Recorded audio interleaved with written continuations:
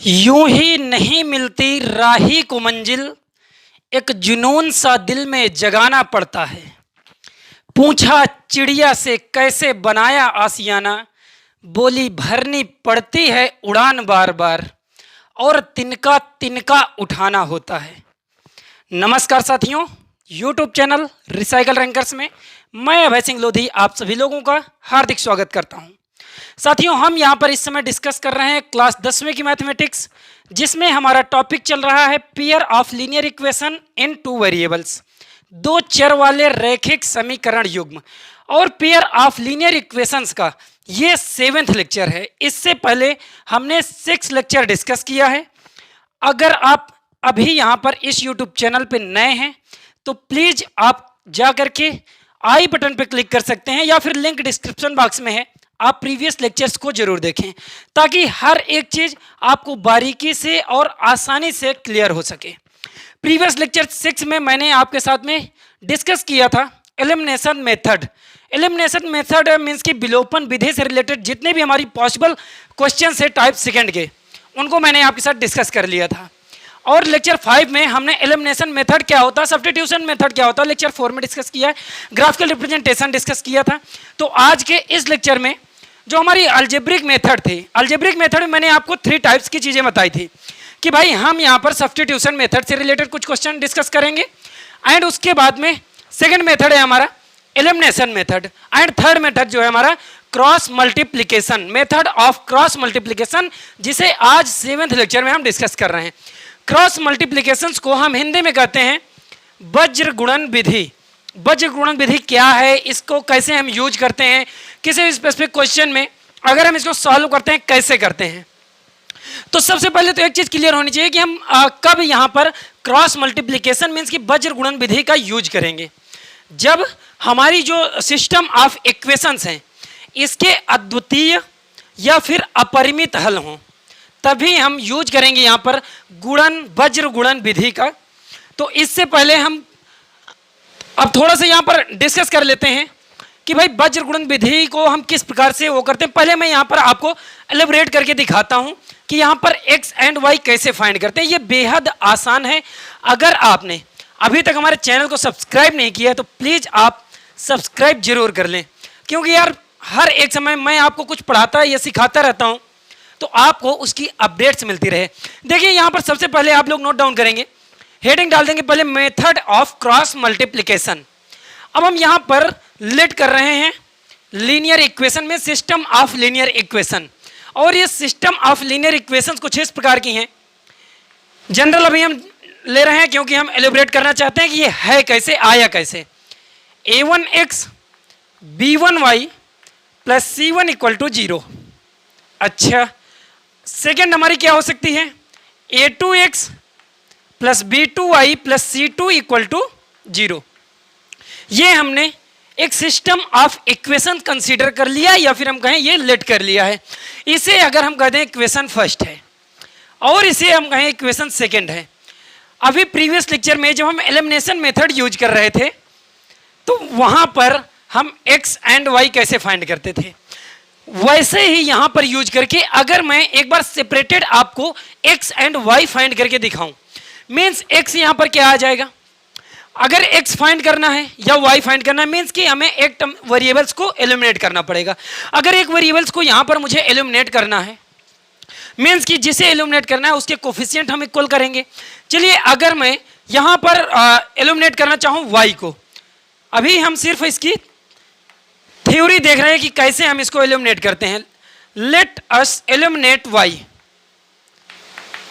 Eliminate y means कि y का विलोपन करने पर, y का विलोपन करने पर, अब ये जो y है यहां पर अगर इसका विलोपन करना है मीन्स कि इसके जो कोफिशिएंट है इक्वेशन फर्स्ट में एंड इक्वेशन सेकंड में ये बोथ इक्वल होने चाहिए। अगर हम इक्वेशन फर्स्ट में एक कांस्टेंट नंबर b2 से मल्टीप्लाई कर दें, क्योंकि यहां पर क्या है, ये b2 है, हमें यहां पर कितना चाहिए b1 b2, और यहां पर b1 b2 चाहिए अगर y को हमें वो करना है एलिमिनेट। तो यहां पर अगर इक्वेशन फर्स्ट में b2 से मल्टीप्लाई कर दें एंड इक्वेशन सेकंड में b1 से मल्टीप्लाई कर दें, तो जो y वाला टर्म है, y वाले जो वेरिएबल्स है वो एलिमिनेट हो सकता है, वो यहां पर से विलोपन हो सकता है, मीन्स उसका विलोपन किया जा सकता है। क्यों हम ऐसा कर रहे हैं? जब मैंने बताया था आपको एलिमिनेशन मेथड में कि ये जो एलिमिनेशन है कुछ इस प्रकार से किया जाता है कि इसके जो कोफिशिएंट्स हैं, इन दोनों का जो एलसीएम है वो दोनों पे कोफिशिएंट आ जाना चाहिए। अब देखिए यहाँ पर b1 और b2 को जब हम एलसीएम लेंगे तो वो कितना आ जाएगा? b1 b2 आ जाएगा, मीन्स कि इसके y के कोफिशिएंट में b1 b2 चाहिए एंड जो y का ये सेकेंड इक्वेशन है इसमें भी इसका जो कोफिशिएंट है वो b1 b2 ही हमें चाहिए। लेकिन चलिए अब मल्टीप्लाई करते हैं, ये b2 है, b2 से मल्टीप्लाई करेंगे फर्स्ट टर्म में, ये है a1x, मीन्स कितना मिल जाएगा? a1 b2x, a1 b2x plus b1 y1, sorry b1 b2y, b1 b2y plus c1 b2 equal to 0। Second में मल्टीप्लाई करिए, ये b1 है, यहां पर से कितना हो जाएगा?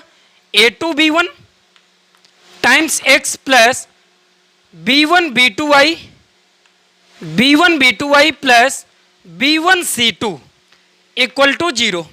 ये हमें एक थर्ड इक्वेशन मिल चुकी है यहाँ पर, और ये आपको एक फोर्थ इक्वेशन मिल चुकी है।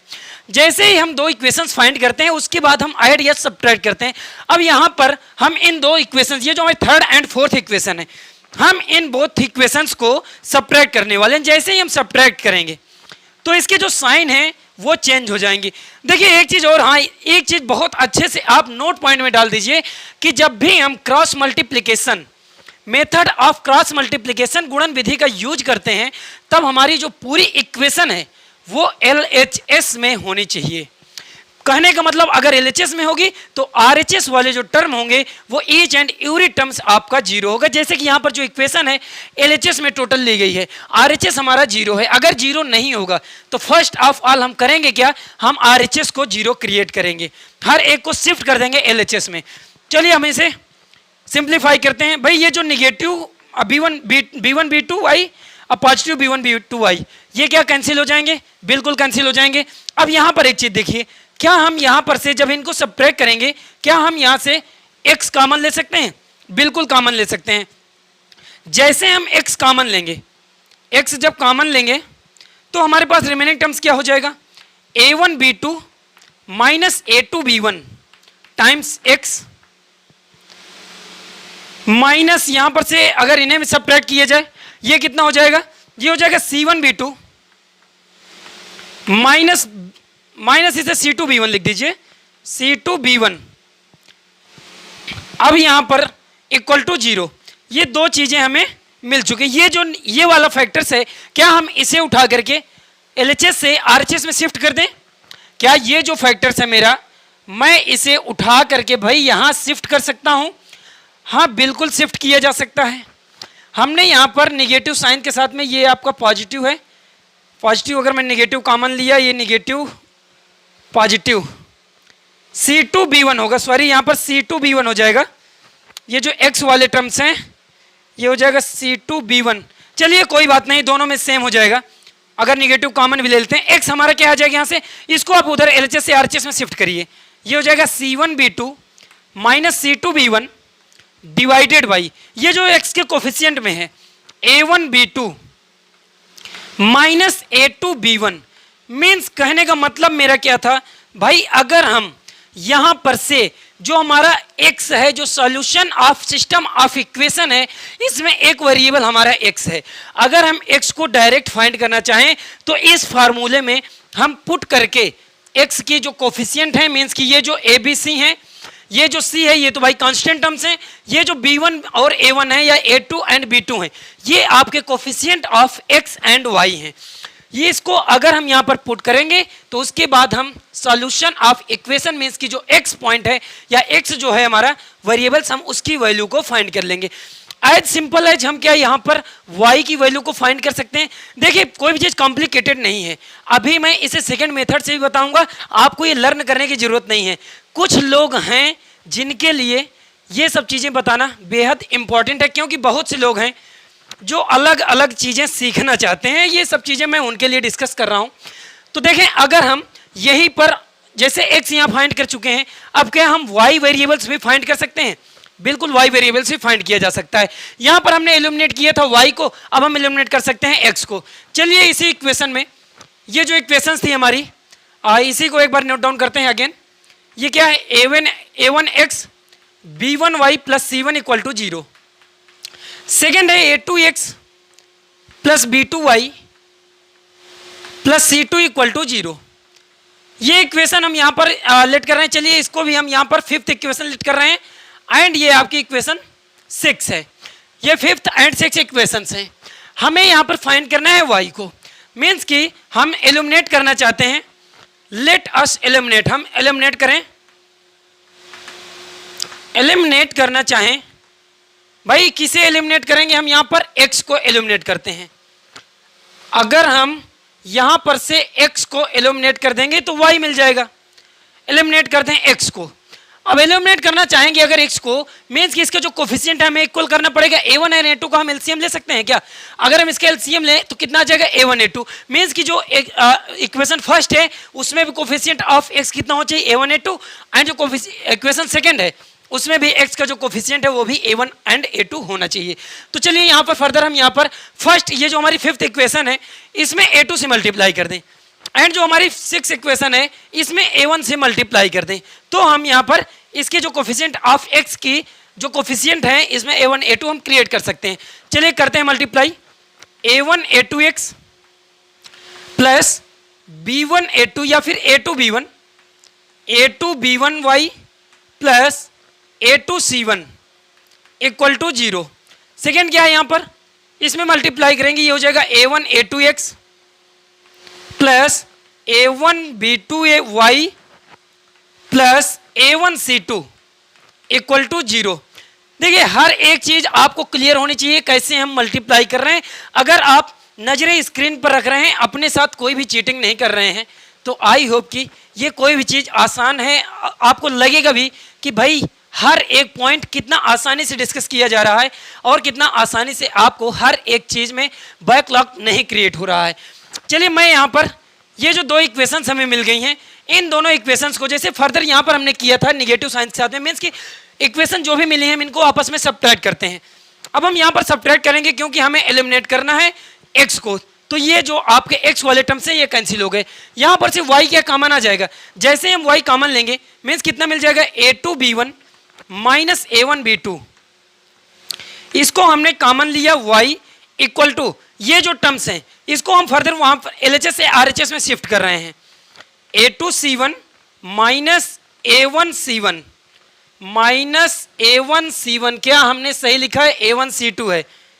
देखिए गलतियां हो चुकी ना, a1 c2। अब ये जो टर्म है यहां पर से हम y फाइंड कर सकते हैं। y कितना आ जाएगा? ये जो LHS में y से कोफिशिएंट में है इसको हम RHS पे डिवाइड कर सकते हैं।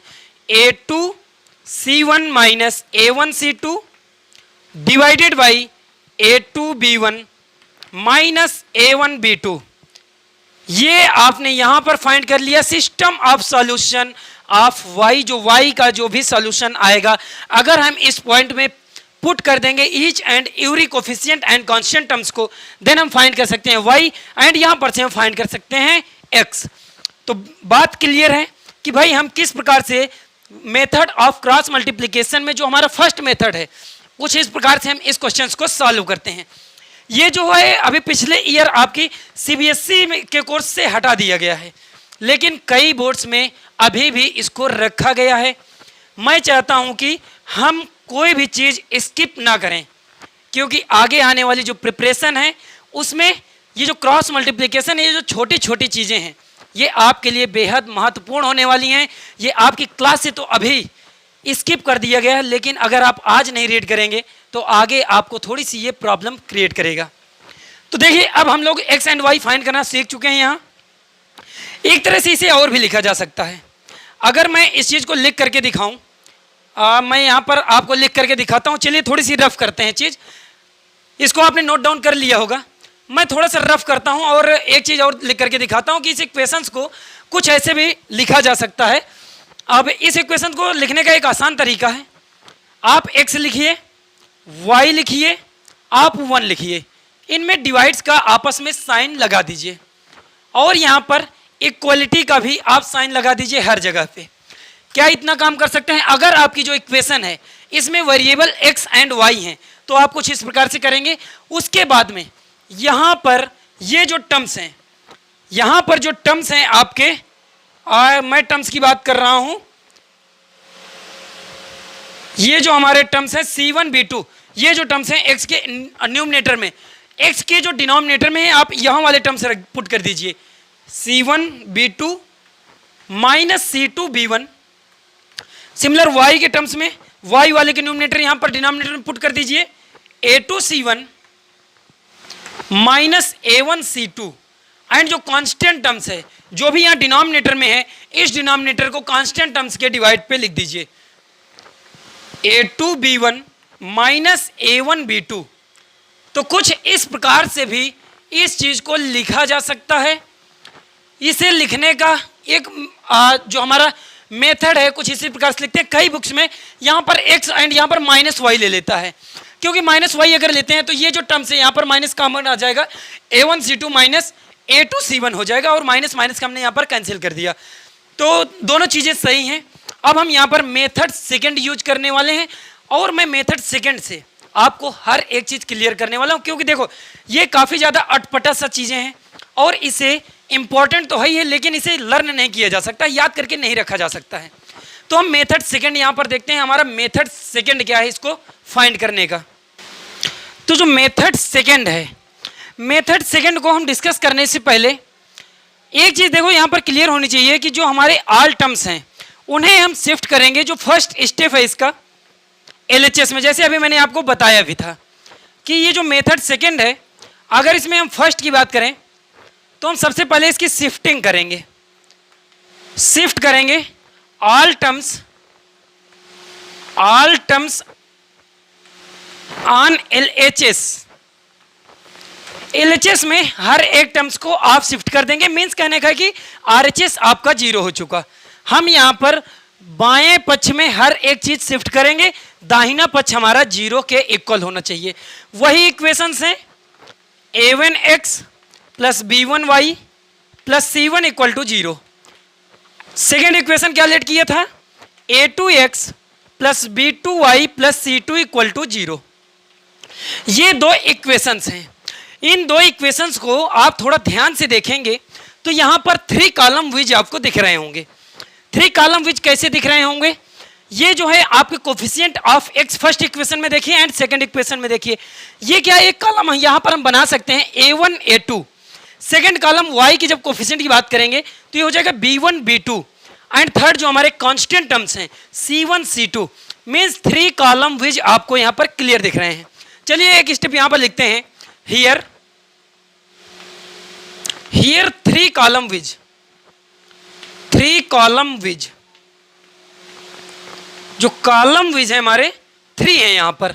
अब ये जो कॉलम विज है, जब हम x कॉलम विज की बात करते हैं, जब x कॉलम विज की बात करते हैं तो कॉलम x हमारे क्या क्या हैं? यहाँ पर कॉलम x कंटेनिंग, जो कॉलम x है क्या क्या रखता है? Column containing x, column containing x। x का जो कॉलम है दैट इज, ये दैट इज का साइन है, ऐसे हम लोग लिखते हैं I और E, ये होता है दैट इज।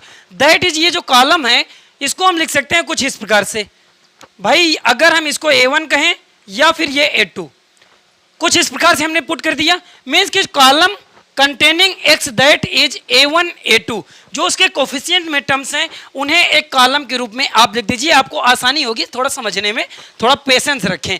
उसके बाद में जो हमारे कॉलम y के टर्म्स हैं उनको भी ऐसे ही पुट किया जा सकता है। मीन्स हम कह सकते हैं कॉलम कंटेनिंग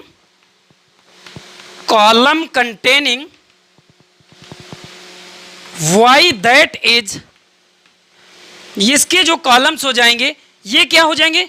B1 B2। ये जो है B1 B2 हो जाएंगे। y के जो टर्म्स हैं इनको आप देखेंगे B1 and B2। Similar as आप कांस्टेंट टर्म्स देख सकते हैं यहां पर से, column containing constant terms, column containing constant terms, column containing constant terms, ये जो कांस्टेंट टर्म है इसमें जो कॉलम्स है इसको कुछ इस प्रकार से हम लिख सकते हैं, that is C1 and C2।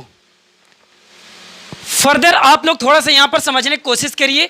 मैंने इनको एक कॉलम का एक रूप दे दिया सिर्फ एंड सिर्फ एक क्वेश्चन को समझने के लिए। उसके बाद में अब हम करते हैं, अगर हम इसका सॉल्यूशन फाइंड करने की बात करते हैं, टू ऑब्टेन सॉल्यूशन। अब सॉल्यूशन यहां पर फाइंड करते हैं, to obtain solution.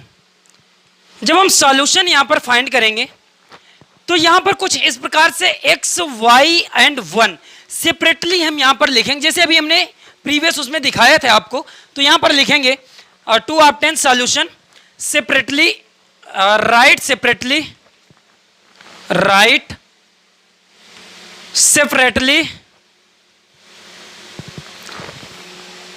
x, y and 1 with equality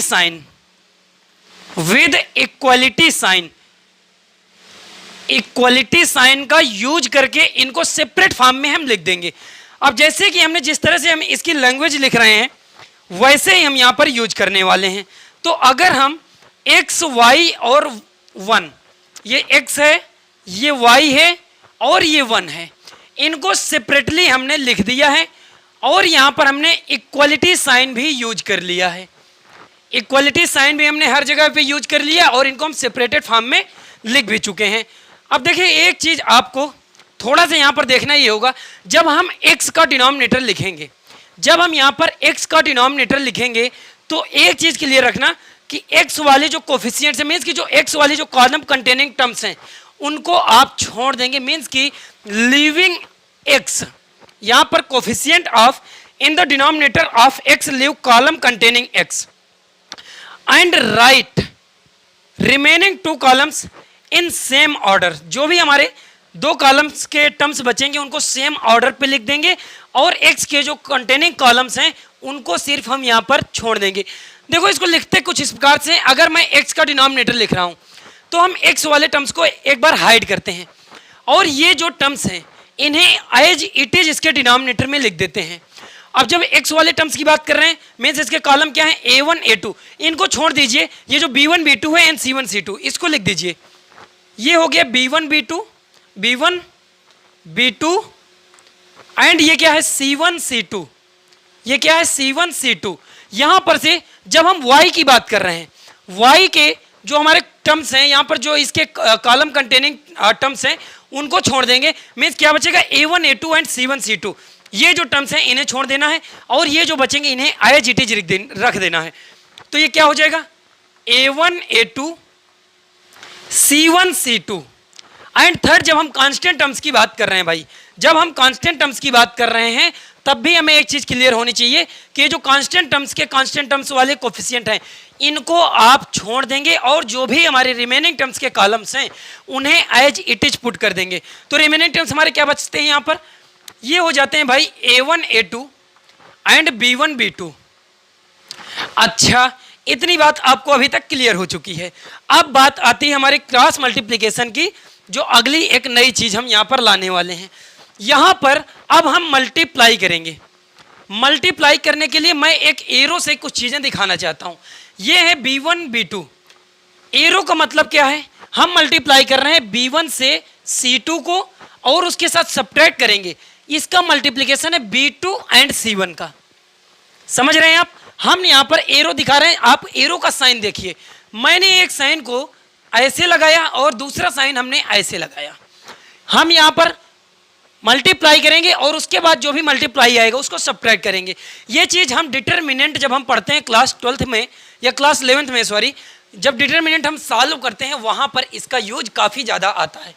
तो ऐसे ही हम यहाँ पर मल्टीप्लाई करेंगे। अभी 2-4 क्वेश्चन आप सॉल्व करेंगे, आप इस चीज के बिल्कुल हीरो बन जाएंगे। चलिए हम यहाँ पर मल्टीप्लाई करते हैं, मीन्स कि x डिवाइडेड बाई, इसको मल्टीप्लाई करेंगे b1 को c2 से, b1 c2 minus sign use करेंगे b2 c1, minus sign use करेंगे b2 c1 equal to y as it is लिख दीजिए।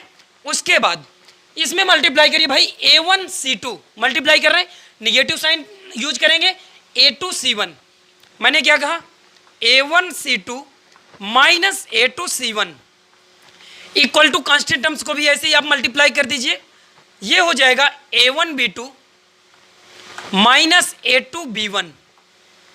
भाई अभी मैंने आपको थोड़ी देर पहले कुछ ऐसी ही एक इक्वेशन लिख करके बताया था कि हम जो भी वो फाइंड कर रहे थे कहानी, उस कहानी को कुछ इस प्रकार से भी लिखा जा सकता है, मीन्स कि सॉल्यूशन इज रिटन एज, ये जो सॉल्यूशन है इसे हम कुछ इस प्रकार से भी लिख सकते हैं, सॉल्यूशन इज रिटन एज, कुछ इस प्रकार से हम लिख सकते हैं। और इसी चीज का यूज करके हर एक क्रॉस मल्टीप्लिकेशन का जो भी आपकी प्रॉब्लम्स होगी, जो भी आपका क्वेश्चन होगा, हम उसे यहाँ पर बनाएंगे, सॉल्व करेंगे। आई होप कि इतनी सी चीज थी जो हमें समझना था, ये इतनी सी बात ये यहाँ पर जो मैंने डिस्कस किया था। और यही एक ऐसा फॉर्म है आपकी लीनियर इक्वेशंस के सिस्टम ऑफ इक्वेशंस को सॉल्व करने का, जो सबसे ज़्यादा बेहद आसान माना जाता है। और तो बाकी चीज़ें थोड़ी सी कॉम्प्लिकेटेड भी हैं, ये आपको देखने में लग सकता है कि आप थोड़ा सा यहाँ पर कठिन है, लेकिन ऐसा कुछ नहीं है। अब हम यहाँ पर लेते हैं इस कहानी को जो समअप करने की कुछ यहाँ पर एग्जाम्पल्स, तो मैं 2 और 3 एग्जाम्पल्स की हेल्प से आपको हर एक चीज़ क्लियर करने वाला हूँ। तो चलिए एग्जाम्पल फर्स्ट हम यहाँ पर पिकअप करते हैं, और वो एग्जाम्पल यहाँ पर गिवन है, solve the following pair of linear equation by using method of cross multiplication. और सिस्टम ऑफ इक्वेशन गिवन है 4x minus 7y equal to minus 28, 5y minus 7x plus 9 equal to 0। यहाँ पर इस system of equation को हमें solve करना है using by method of cross multiplication, गुणन विधि का प्रयोग करके इस सिस्टम ऑफ इक्वेशन को, रैखिक समीकरण जो गिवन है, इसे हमें हल करना है। तो ये ऐसे क्वेश्चंस को जब हम हल करते हैं तो यार, जैसे कि अभी मैं आपको थोड़ी सी इसकी कॉन्सेप्ट बता रहा था, उस कॉन्सेप्ट में हम क्या कर रहे थे कि सबसे पहले तो जो पूरी इक्वेशंस थी, उस इक्वेशंस को एलएचएस में, मीन्स कि हम उसको बाएं पक्ष में पहले शिफ्ट करते हैं, ईच एंड एवरी एलिमेंट्स को एलएचएस में शिफ्ट करते हैं, मीन्स कि आपका जो आरएचएस के टर्म्स होंगे वो 0 के इक्वल होने चाहिए। तो यहाँ पर सबसे पहले हम शिफ्टिंग आपका यूज करेंगे। तो यहाँ पर गिवन जो इक्वेशंस हैं, इनको सब देखिए, यहाँ पर तो इक्वेशंस जो हैं इन्हें सबसे पहले हमें अरेंज भी करना पड़ेगा। ये 5y minus 7x plus 9 means x and y के जो टर्म्स हैं एक साथ एक क्रम पे लिख देते हैं। चलिए हम लिख रहे हैं, we can write this equation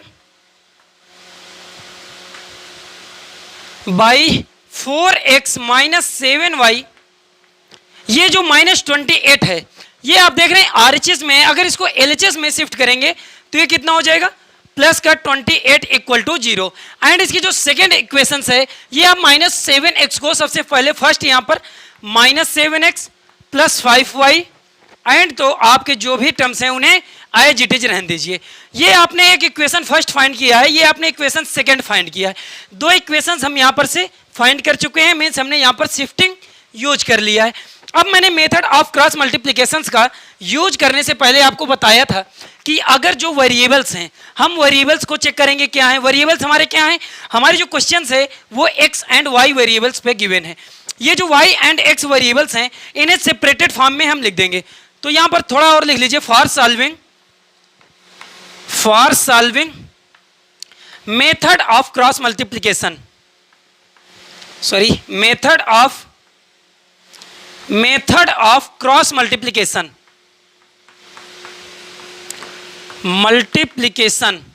जब हम method of cross multiplication use करते हैं तो सेपरेटेड फॉर्म में जो भी हमारे वेरिएबल्स हैं उन्हें हम लिख देते हैं विद द इक्वलिटी साइन। यहां पर हम बीच में इक्वलिटी साइन यूज करते हैं हर एक उस पे, और उसके बाद में जो भी x के कोफिशिएंट हैं, अगर हम x का जब डिनोमिनेटर लिखते हैं उसमें से हम x के जो कोफिशिएंट हैं उनको दोनों को छोड़ देते हैं, मीन्स कि कॉलम ऑफ x के जो विज हैं उन्हें हम रिमेनिंग लीव कर देंगे, और जो रिमेनिंग टर्म्स हैं उन्हें एज इट इज वैसे ही पुट कर देंगे। तो यहाँ पर जो x के टर्म्स हैं ये क्या है, इसे हाइड कर दीजिए। ये जो कोफिशिएंट है यहाँ पर क्या टर्म्स बचे, ये है -7, ये है 5। आप लोग नोट डाउन करेंगे यहाँ पर -7, 5 और जो कांस्टेंट टर्म्स हैं 28, 9, हमने x का जो डिनोमिनेटर है उसे यहां पर राइट डाउन कर लिया। उसके बाद अब y की बारी आती है। जब हम y को करेंगे मींस कि y वाले टर्म्स को आप हाइड करेंगे, हमें क्या दिख रहा है, सिर्फ x के टर्म्स दिख रहे हैं और कांस्टेंट टर्म्स दिख रहे हैं। हम यहां पर एज इट इज x के टर्म्स इसके डिनोमिनेटर में लिखेंगे। ये है आपका 4, ये है -7 और यहां पर है 28 एंड 9। लास्ट में आता है हमारा कांस्टेंट टर्म्स। कांस्टेंट टर्म्स हम 1 के डिवाइड में लिखेंगे और ये जो 1 है इस 1 को इसके जो डिवाइड में है मींस कि इस 1 पे कांस्टेंट टर्म्स को आप हाइड करेंगे। मींस कि जो coefficient of x and coefficient of y के कॉलम ऑफ विच हैं उन्हें आप एज इट इज यहां नोट डाउन कर देंगे। चलिए नोट डाउन करते हैं। इसको हमने हाइड किया, कितना मिल गया हमें, 4, -7 एंड प्लस का 5। अब हम सबसे पहले एक मल्टीप्लाई करते हैं। इसका जो साइन है कुछ इस प्रकार से हम मल्टीप्लाई करेंगे। मीन्स फर्स्ट मल्टीप्लाई करेंगे एंड सेकेंड इसमें हम इसको सब्ट्रैक्ट कर देंगे और इसके बाद जब मल्टीप्लाई करते हैं तो x डिवाइडेड बाई 5, 9 इंटू 7 ये कितना हो जाएगा, -63 -5 इंटू 28।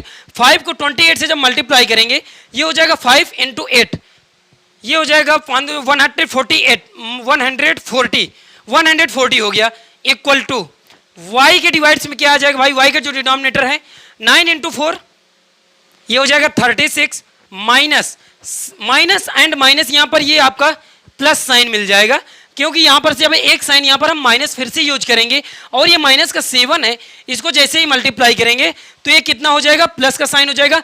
7 इंटू 28, 7 इंटू 28 जो आपका हो जाएगा यहाँ पर से 7 इंटू 28 196, 7 इंटू 196 एंड लास्ट में कांस्टेंट टर्म से 1 अपान इसको मल्टीप्लाई करेंगे ये कितना हो जाएगा, ये हो जाएगा 20 और ये -47 49 20 -49। तो आपने यहां पर मल्टीप्लिकेशन भी कर लिया है। आई होप कि कैमरे में चीजें दिख रही होंगी, मुझे नहीं पता कितनी चीजें दिख रही हैं, वैसे आप लोगों को मैंने यहां पर बता भी दिया है। अब यहां पर देखिए इसको थोड़ा सिंप्लीफाई करिए, यहां पर हो जाएगा x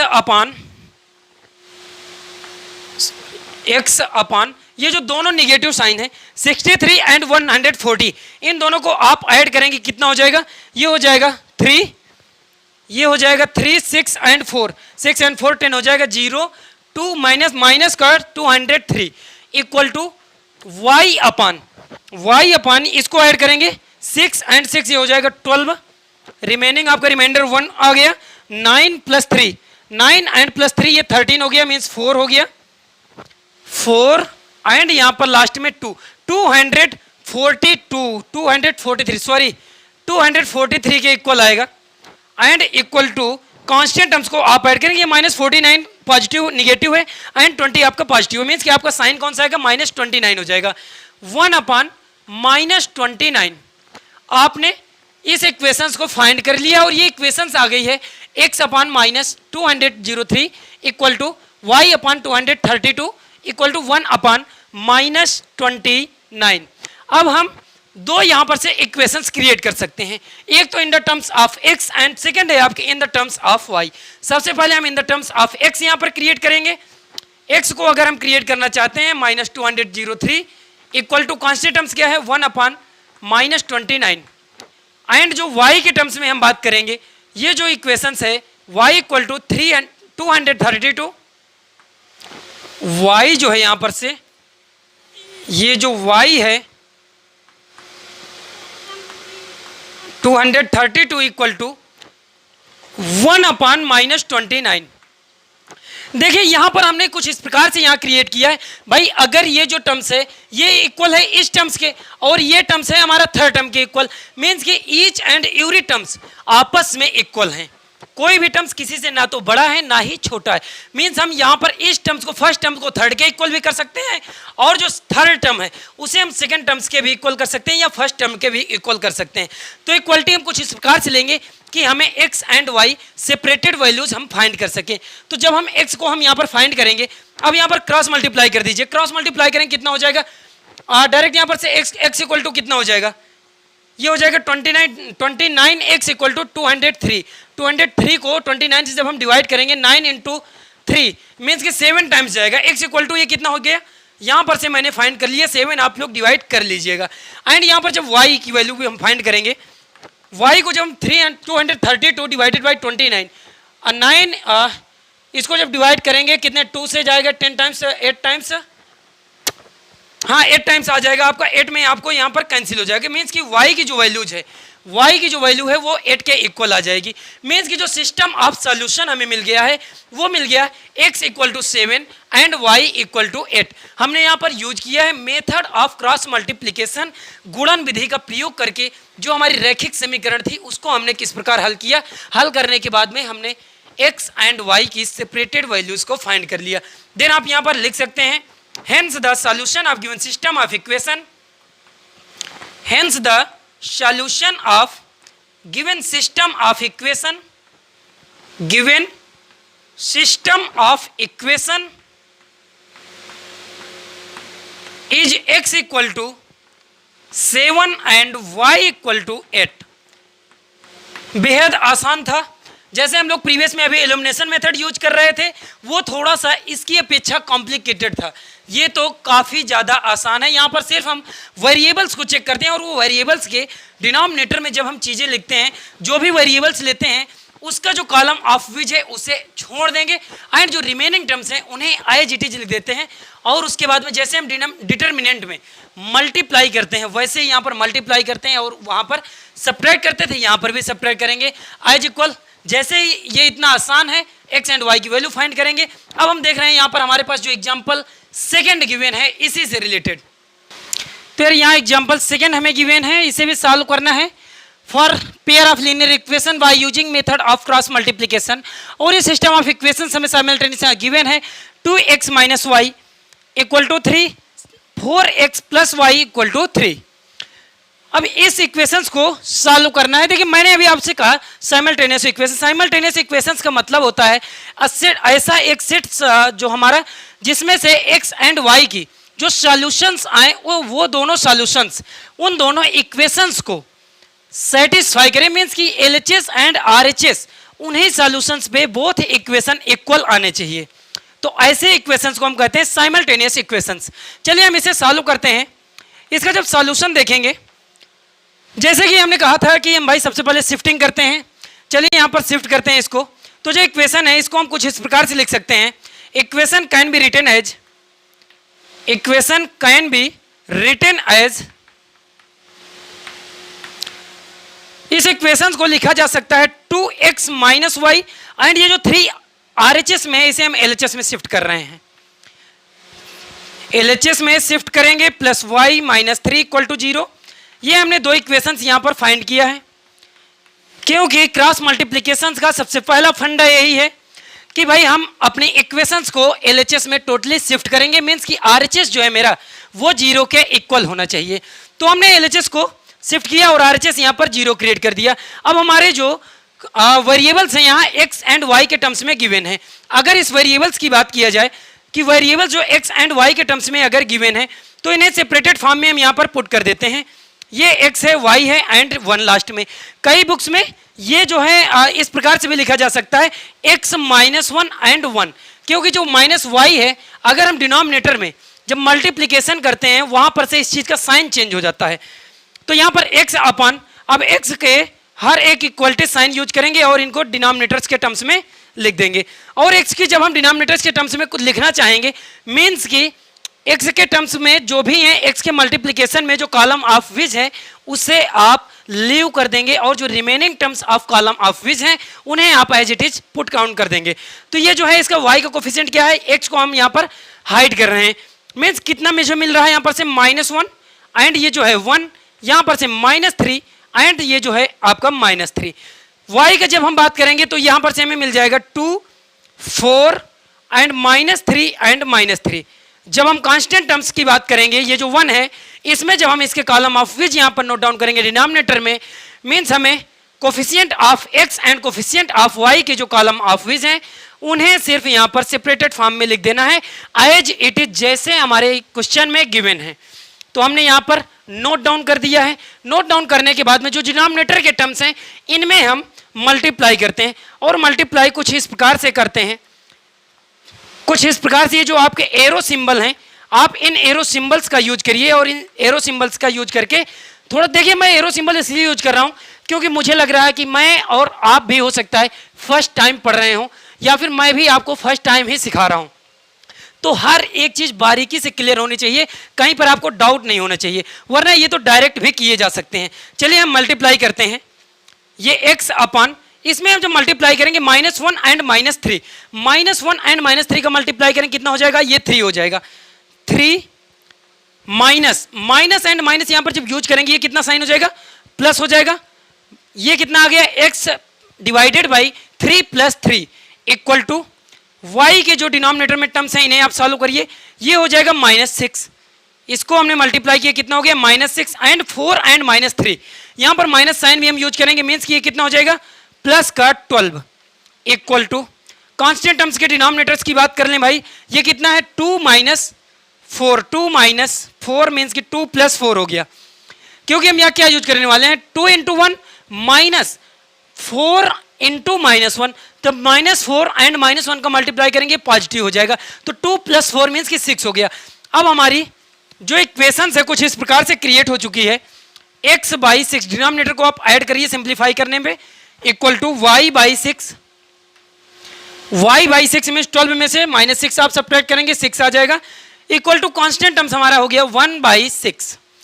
अब हम ये 3 जो हमारे कांस्टेंट टर्म्स है, या सॉरी ये जो वेरिएबल्स हैं, x/6 equal to y/6 equal to 1/6, means x जो 6 है ये y/6 के भी इक्वल है, एंड ये जो x/6 है ये 1/6 के भी इक्वल है। सिमिलर हम कह सकते हैं जो y/6 है ये 1/6 के इक्वल है एंड x/6 के भी इक्वल है।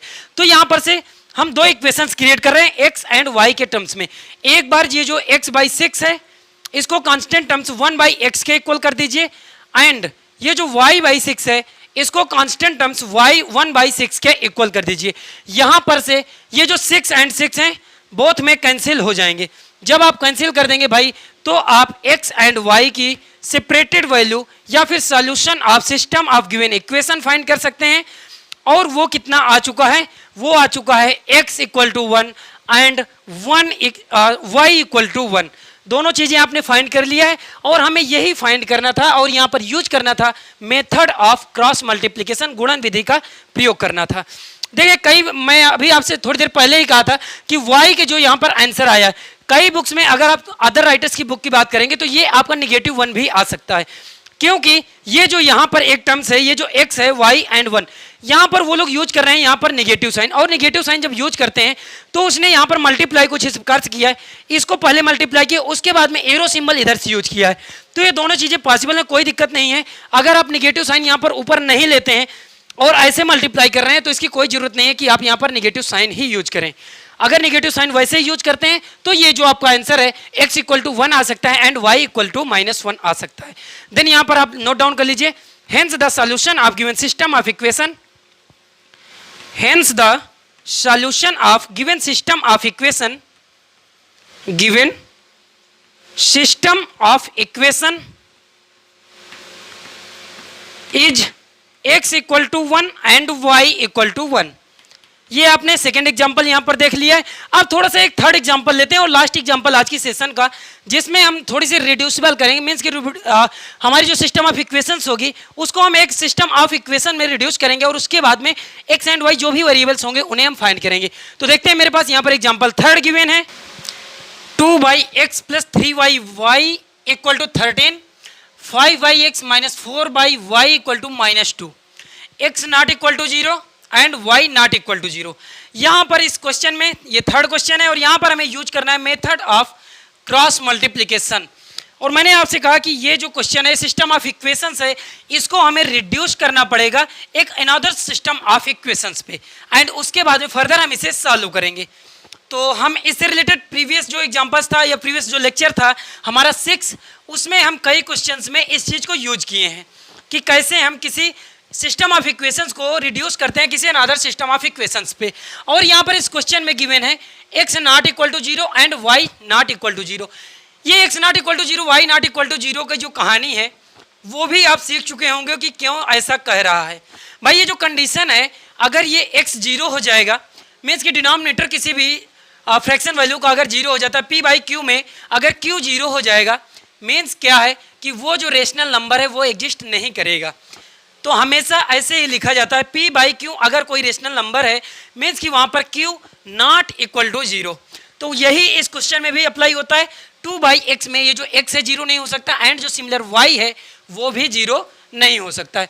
चलिए हम इसे सॉल्व करते हैं। इसका सॉल्यूशन क्या है, तो ये जो क्वेश्चंस है इसको सबसे पहले हम लोग नोट डाउन करेंगे, और नोट डाउन करने पे इसको LHS में एक साइड में पहले शिफ्ट करते हैं, क्योंकि हमें क्रॉस मल्टीप्लिकेशन का सबसे पहला स्टेप पता है कि हमें LHS को RHS को 0 करना है, मीन्स कि पूरी जो इक्वेशंस है हमारी वो हमारी LHS में शिफ्ट होनी चाहिए। तो चलिए इस इक्वेशंस को लिखते हैं हम लोग। तो here equation can be written as, here equation can be written as, इस इक्वेशन को कुछ इस प्रकार से भी लिखा जा सकता है। अब इस प्रकार से लिखा जा सकता है मीन्स कि 2 बाई एक्स। और एक चीज याद कर लेती है, यहाँ पर हम क्या डायरेक्ट यहाँ पर कुछ लेट कर लें, ये जो कोफिशिएंट ऑफ 1 बाई एक्स है, ये जो 1 बाई एक्स है, एंड यहाँ पर है 1 बाई वाई, यहाँ पर कितना है जो सेकेंड इक्वेशन में, यहाँ पर भी 1 अपान एक्स है और ये 1 अपान वाई है। इन दोनों में से जो कॉमन से रिलेशन दिखते हैं, मीन्स कि जो फर्स्ट हाफ इक्वेशन में भी दिख रहा है एंड सेकेंड इक्वेशन में भी दिख रहा है, तो हम 1 by x and 1 by y को कुछ एक ऐसा वेरिएबल सेलेक्ट कर लेते हैं जिससे हमारा क्वेश्चन आसान हो जाए। चलिए यहाँ पर एक और भी चीज़ कर लेते हैं, लेट कर रहे हैं, यहाँ पर लेट कर रहे हैं 1 बाई एक्स को, 1 बाई एक्स को यू लेट कर देते हैं, एंड जो 1 बाई वाई है इसे हम वी लेट कर लेते हैं।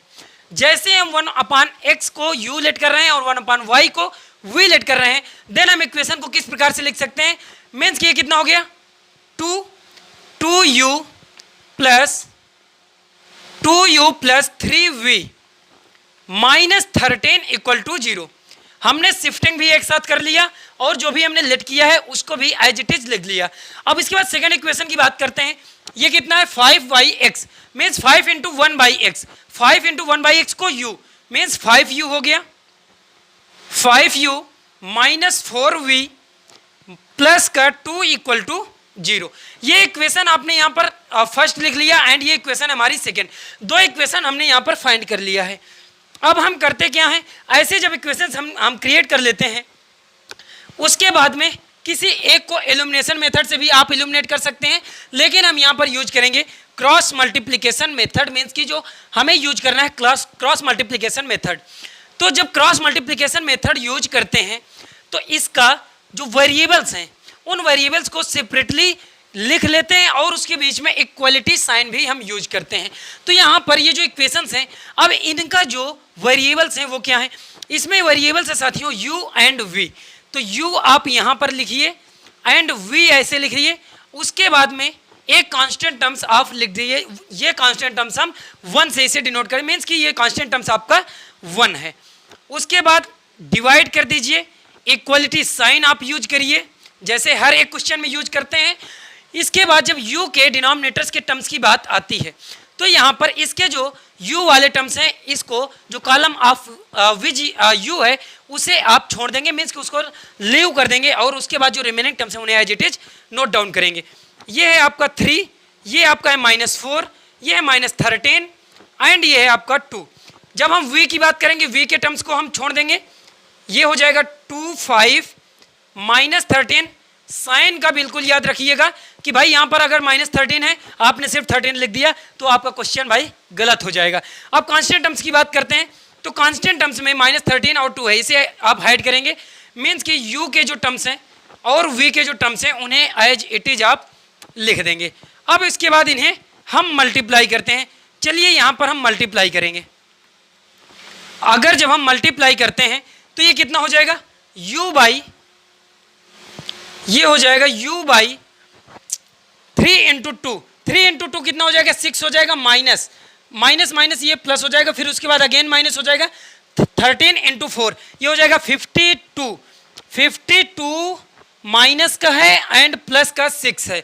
चलिए लिख देते हैं एक बार, ये कितना है, ये 6 है एंड माइनस का 52 इक्वल टू v अपान, इसे हम कर रहे हैं 2 इंटू 2 4, 4 प्लस 13 इंटू 5 ये हो जाएगा 52, नहीं सॉरी ये 65, 13 इंटू 5 है ये हो जाएगा 65 प्लस का 65 इक्वल टू कॉन्स्टेंट टर्म्स को आप सॉल्व करेंगे, ये हो जाएगा -8 - 15, 1/-8 - 15।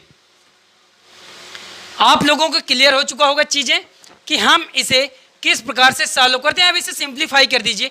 जब हम सिंप्लीफाई करेंगे u के डिनोमिनेटर में कितना है -52 प्लस का 6, इसे सॉल्व करेंगे कितना हो जाएगा, माइनस का 52 में 6 सब्ट्रैक्ट करेंगे, ये आई होप कि 46 आ जाएगा, -46, क्योंकि जो 52 है ये आपका ज़्यादा बड़ा है विद द कंपेरिजन ऑफ 6। तो जिसका जो सिंबल हम यूज करते हैं वो आपका ग्रेटर नंबर्स हो सकता है, उसी नंबर्स का हम हमेशा यहाँ पर साइन यूज करते हैं। अब इसके बाद जो v वाला टर्म्स है उसे आप सिंप्लीफाई करेंगे, ये v/4 + 65, v/4 + 65 कितना हो जाएगा, ये 69 हो जाएगा। एंड जो कांस्टेंट टर्म्स हैं इनको आप ऐड करेंगे, -8 - 15, -8 एंड -15 कितना हो जाएगा, ये हो जाएगा -23 के इक्वल।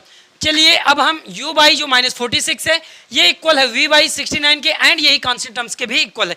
तो हम एक बार u को कांस्टेंट टर्म्स के इक्वल करेंगे एंड जो v है इसे भी हम कांस्टेंट टर्म्स के इक्वल करेंगे। तो यहाँ पर से दो इक्वेशंस हमें मिल जाएंगी, u by -46 equal to 1/-23 and v equal to v/69 equal to 1/-23।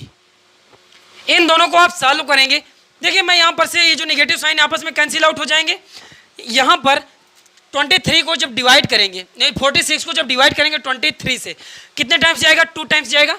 Means कि u कितना आप फाइंड कर सकते हैं, u यहाँ पर से आपको मिल गया है 2, एंड यहाँ पर से 23 को 69 को जब डिवाइड करेंगे -23 से तो आपको यहाँ पर मिल जाएगा v की वैल्यू -3, आप डिवाइड कर दीजिएगा। अब यहाँ पर से u एंड v हमने फाइंड कर लिया। क्या हमारा जो क्वेश्चन है, जो हमारी प्रॉब्लम है, इसके जो वेरिएबल्स हैं ये u एंड v में है? नहीं, हमारा जो क्वेश्चन है x एंड y के टर्म्स में गिवन है, लेकिन हमने यहाँ पर कुछ लेट किया था, और जब लेट किया था तो उसका यहाँ पर अब हम यूज करने वाले हैं। नाउ जो लेट किए थे 1/x इक्वल टू u, अगर ये 1/x इक्वल टू u है and 1/y equal to v है तो u एंड v यहाँ पर पुट कर दीजिए।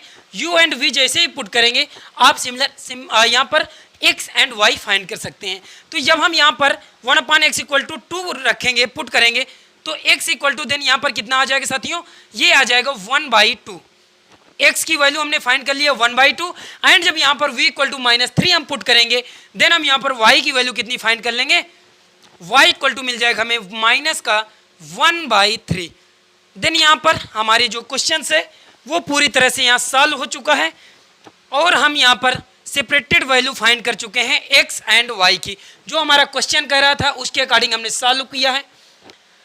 अब इसके बाद में आप लोग यहाँ पर नोट डाउन भी कर सकते हैं, the system of solution is x equal to 1/2 and y equal to -1/3। चीज़ें आई होप कि कैमरे में दिख रही होंगी, अगर नहीं दिख रही होंगी तो भी मैं यहाँ पर आपको दिखा दूंगा।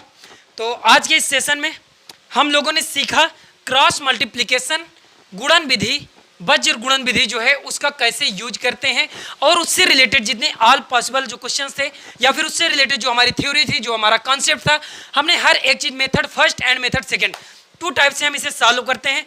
मेथड फर्स्ट में भी मैंने आपको दिखाया था कैसे करते हैं, लेकिन वो थोड़ा सा ईजी नहीं था। मेथड सेकंड हम अक्सर यूज करते रहते हैं। मैंने आपसे कहा था कि भाई अगर हम कई बुक्स में CBSE में हमें अभी प्रीवियस ईयर में इसे रिमूव कर दिया गया है, लेकिन जब हम इसको आगे कंटिन्यू करते हैं स्टडी को अपने, तो क्रॉस मल्टीप्लिकेशन का काफ़ी ज़्यादा यूज आता है। कई बोर्ड्स में ये चीज़ दी भी गई है, तो हम इसे स्किप नहीं कर सकते हैं, हमें रीड करना ही होगा अपने आज के लिए या अपने आने वाले कल के लिए। साथियों, अगर ये वीडियो आपके लिए हेल्पफुल रहा है तो आप प्लीज़ इस वीडियो को अपने दोस्तों के साथ में शेयर करना। अगर आपको लगता है कि आपके एग्ज़ाम के पॉइंट ऑफ व्यू से मैं आपके लिए कुछ सिखाने में हेल्पफुल रहा हूं, तो please hit the like button and subscribe the YouTube channel Recycle Rankers with the bell icon. And thanks for watching YouTube channel Recycle Rankers. हम लोग हर समय मिलते हैं, हर रोज़ शाम 7 बजे। तो यार आप लोग शाम 7 बजे अपने कॉपी और पेन के साथ हर रोज़ तैयार रहें। Thank you for watching YouTube channel Recycle rankers.